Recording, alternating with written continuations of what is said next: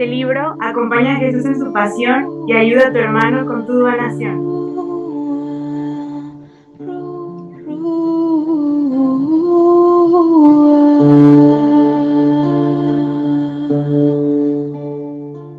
Buenos días, queridos hermanos. Queremos compartir con ustedes 3 enseñanzas del santo del día de hoy.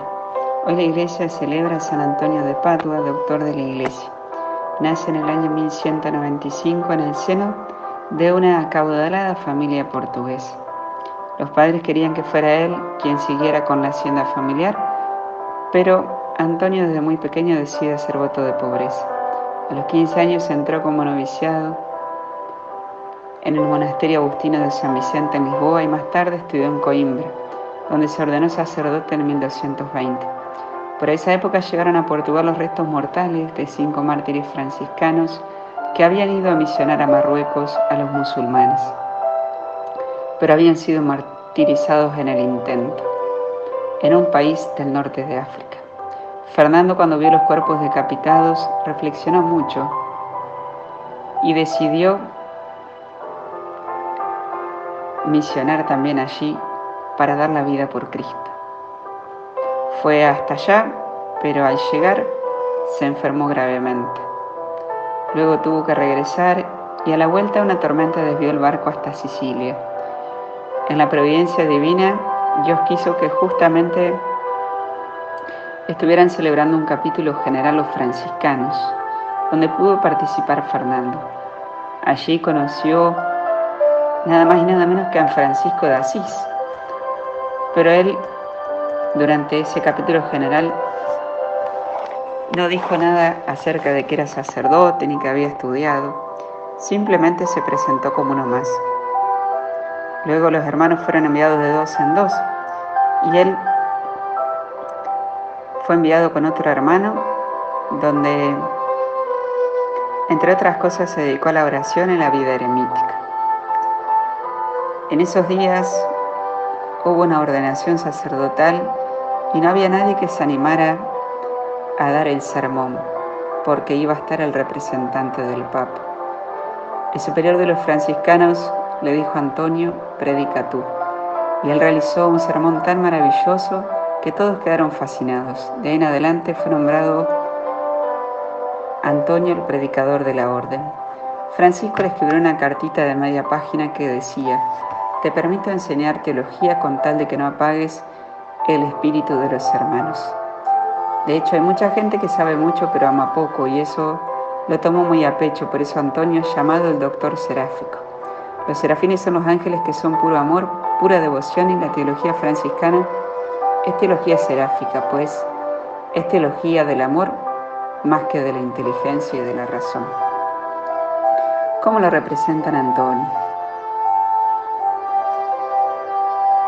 Eso lo representan a Antonio con el niño Jesús en brazos, con un lirio y también con un breviario en la mano, porque cuenta una anécdota que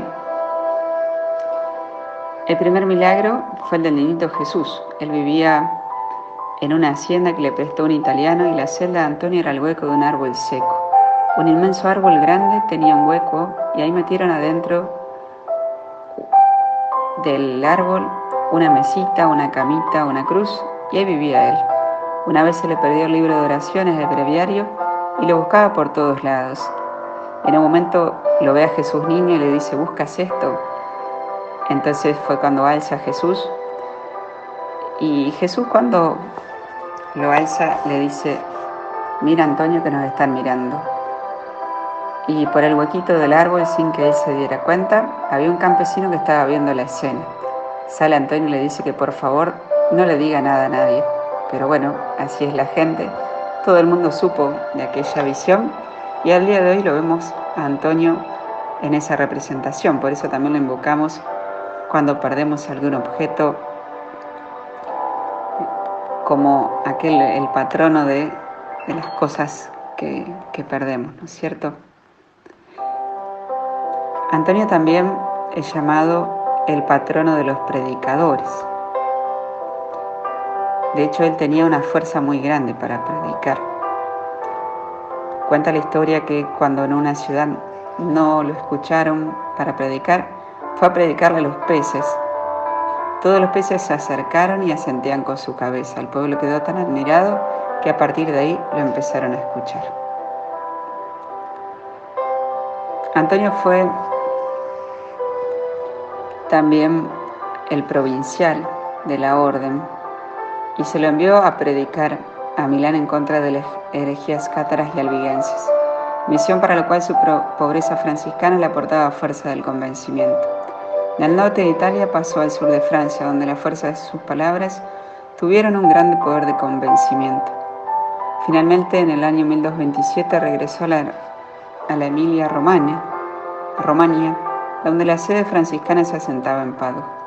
Ahí recibió el nombramiento de lector en teología para los hermanos de la orden en la Universidad de Bolonia, donde permaneció 3 años impartiendo clases. Y en 1230 regresó a la vida de predicador. Su éxito en Padua en 1231 había sido sensacional, y las iglesias no se daban abasto para recibir a tanta gente que quería escucharle. Encontrábase San Antonio en un sitio llamado Campo San Piero, donde de pronto se sintió enfermo y pidió regresar a Padua. Sin embargo, falleció antes de llegar en el convento de las monjas de Arceia. San Antonio de Padua es uno de los santos más conocidos y más queridos de la Grey católica, y su culto se ha extendido por toda la cristiandad. Su fiesta se celebra con especial fasto en Lisboa. Apenas 11 meses después de su muerte, en el más breve proceso de canonización efectuado hasta entonces, su santidad fue reconocida por el Papa Gregorio IX, con más de 55 milagros. Por eso le llaman el taumaturgo, el santo de los milagros. Todo el aparato fonético y la lengua de San Antonio quedaron incorruptos. Como decíamos, él fue un gran predicador, predicó en contra de los usureros. También ayudaba mucho a encontrar maridos a las mujeres solteras. En la época de San Antonio no había dinero en muchas personas que se tenían que pagar la dote. Las mujeres pagaban la dote para poder casarse. Antonio reunía dinero pidiendo limosna y así ayudaba a que muchas mujeres pudieran tener acceso al casamiento y con ello salir de la miseria y de la pobreza. Antonio también se caracterizó por un gran amor a la Virgen Santísima. Él decía: el que pretende llegar al cielo sin contar con la Virgen es como quien pretende volar sin alas. Antonio también es el santo que se invoca para unir a las familias. Había una mujer cuyo marido era muy celoso y se habían casado con gran amor, estaban enamorados, pero la mujer había quedado embarazada y el marido dudaba si fuera su hijo.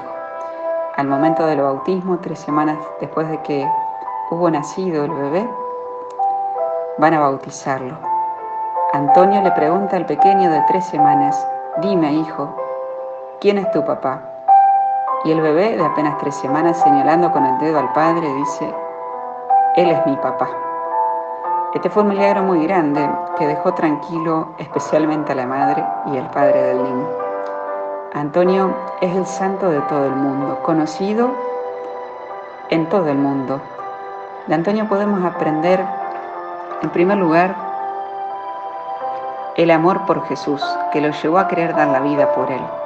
En segundo lugar, el amor por hablar de Jesús, que lo llevó a predicar el Evangelio con tanto entusiasmo por todo el mundo. Y en tercer lugar, el amor a la Virgen Santísima. Vamos a pedirle a San Antonio que bendiga hoy especialmente a los predicadores del mundo entero para que puedan llevar el Evangelio de Jesús. San Antonio de Padua, ruega por nosotros. Que Dios lo bendiga, la Virgen María lo cubra con su manto. Amén.